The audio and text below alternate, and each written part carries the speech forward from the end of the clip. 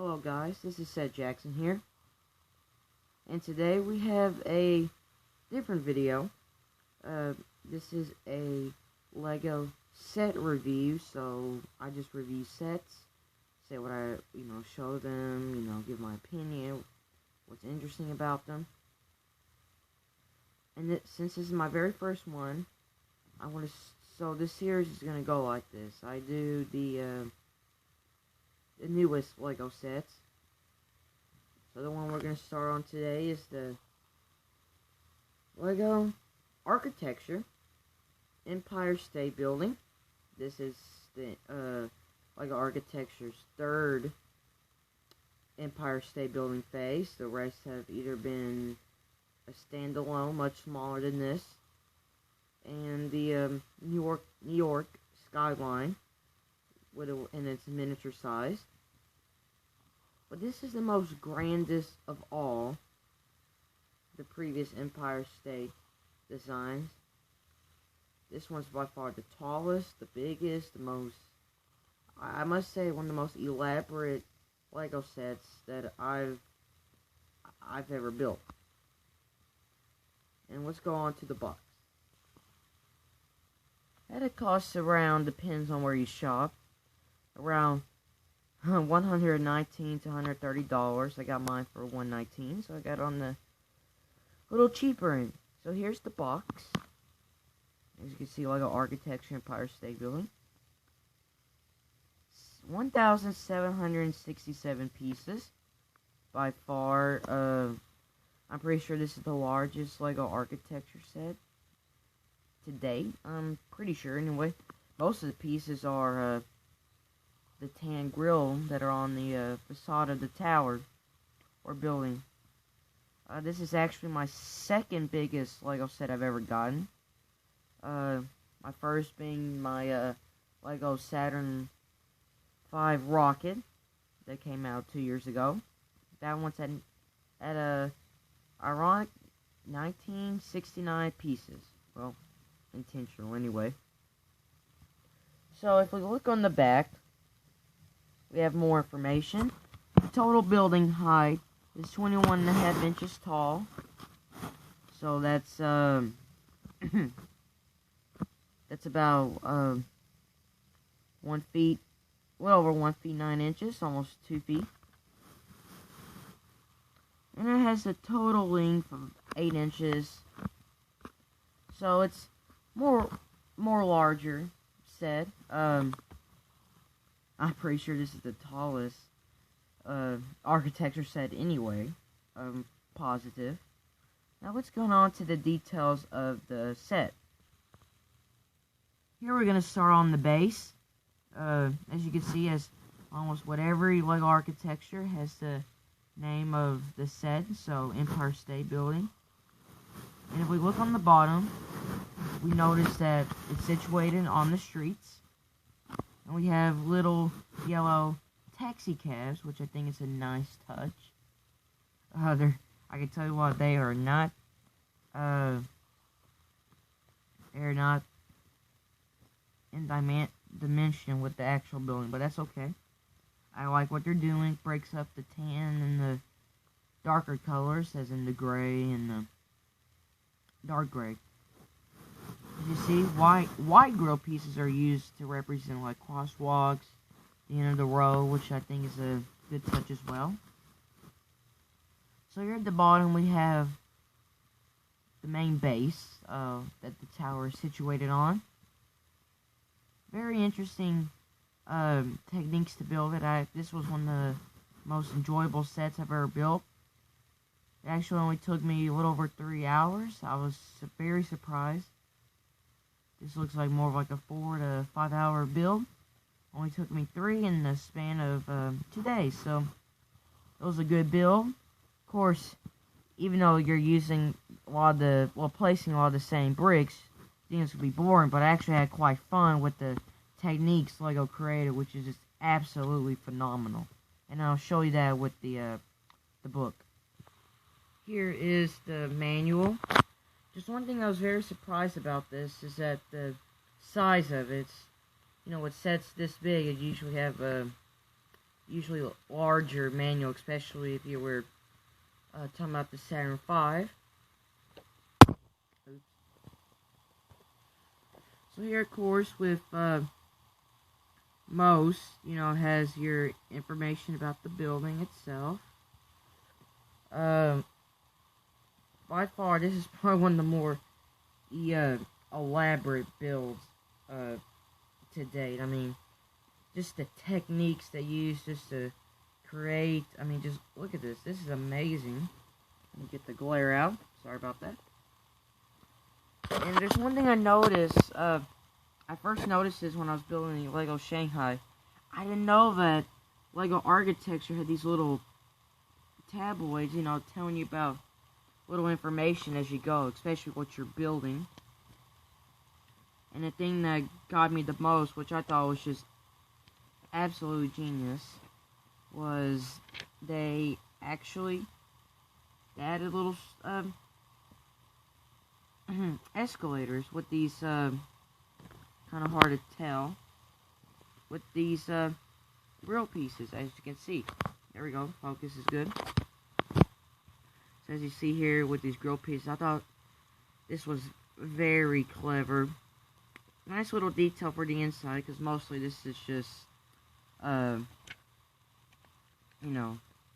just building the tower as you go. Surprisingly, I had no real troubles while building this. All was good. I mean, this is just amazing. Just the things they come up with. I mean, I'm serious. This is by far one of the best, or maybe up to date Lego sets ever. Just in terms of design. I mean, I would never think about doing this. It's absolutely phenomenal. Yes, so this is the manual. It's good, and of course, in the back it has the your sets. Yeah, as you can see here. Oops, this is not going well. Thought this was gonna go well. So as you see, we have some of the newer ones. Well, except the States Capitol, I think that came out 3 years ago. So see, we have the newest Statue of Liberty, Trafalgar Square, which I may get, maybe, I don't think so. San Francisco, there's the 2016 New York City. There's Vegas, which I have. I just built Perry. That may be my next set review. So that's 2019. And I may get San Francisco. This one looks really interesting. Not bad for the price anyway. I know a lot of people are talking about the Golden Gate Bridge, how they're kind of mad at the design, but I'll just see how it goes when I review that, if I do anyway. So that's the book. So as you can tell, the majority of the pieces are these tan grill pieces. Yes, there's a reason why, because to represent, the lines and the facade, the windows and such. I love what they did at the Spire. This part of the building right here, I think it's, well, the thing I love about it is that it's true to the real shape, and I love what Lego did. They using these metallic pieces. These aren't like the gray. This is silver metallic. Different texture, different color. I think that was a smart idea on Lego's part. The easiest way you could tell is just because, if you notice, these have more of like a gloss to them. Different texture. This is like a smooth plastic. This kind of has like a roughness to it. The observation deck up there. Well, not really. And then we have the Spire, which was added long later in life. Building.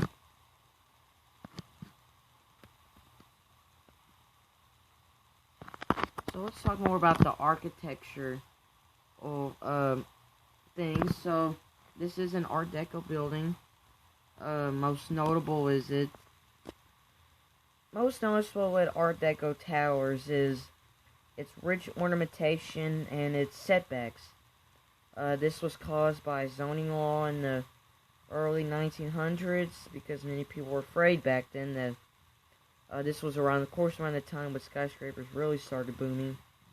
You had buildings reaching new heights, and before the zoning law, they were huge buildings, large, and many people were afraid that these skyscrapers would just overshadow everything. No sunlight, nothing. So in 1916, they were like, well, we can prevent this by making every building have to have a setback. This is why many towers, from then on till maybe the mid-50s, had these setbacks. Even buildings with non-Art Deco designs or Neo-Gothic or any other like that. Then when it came to the 60s, people were like, well, instead of having the setbacks, let's have like a plaza. So we all know what a plaza is. Instead of having the building on the street with setbacks, it was off the street with none. So that's why during the 50s through 70s, we had modernist steel boxes. So the Empire State Building was the tallest building in the world for 40 years. By far the longest reign of any world's tallest structure. By far. It held this title until the Twin Towers were built. And of course, when they were destroyed on September 11th, it did regain its title as the tallest building in New York for a little bit. Then taller buildings arose after that. It was not the tallest building in America anymore, though. Well, when its reign came back, that is. Because you had the Sears Tower in Chicago, which just is about 200 feet taller than the Empire State. Very large building. Just love what Lego did. Kept true to the shape with its many really good techniques. Good use of the tan bricks, which is quite simple actually. Mostly because, hey, the building's tan in real life. So, overall, I think Lego did an amazing design on this. I really don't see anything, I'm gonna be honest, I see really no flaws. Perfect scale, not too big, not too small. This is just right where you get a lot of good architecture points and just building in general, because if it was too large, it would probably be too expensive, too small. You want to have all the very good detail. So, I'd say this is one of Lego's greatest sets to date. They did one heck of a job at it. And, hope you enjoyed this, Lego set review, something different. I know a lot of you guys don't comment in the comment section, but please do if you want to see more. I know I haven't made a puppet video in a long time. I probably won't make another one in a while. I don't know if those are like my more popular things or whatnot. And I have changed my city a lot as well. At its current state, it's probably gonna stay for a while anyway. I just want to see if you guys just please call me for another update. Any shoutouts in my next video, which may be another Lego set review, because the reason why I'm doing new ones is because doing them before they just kind of go out, because these are still fairly new sets anyway. Well, I hope you enjoyed this set review. You know, of course, they're gonna get better by the video. This one is just probably much different, for sure. Well, thank you for watching, and I'll see you then.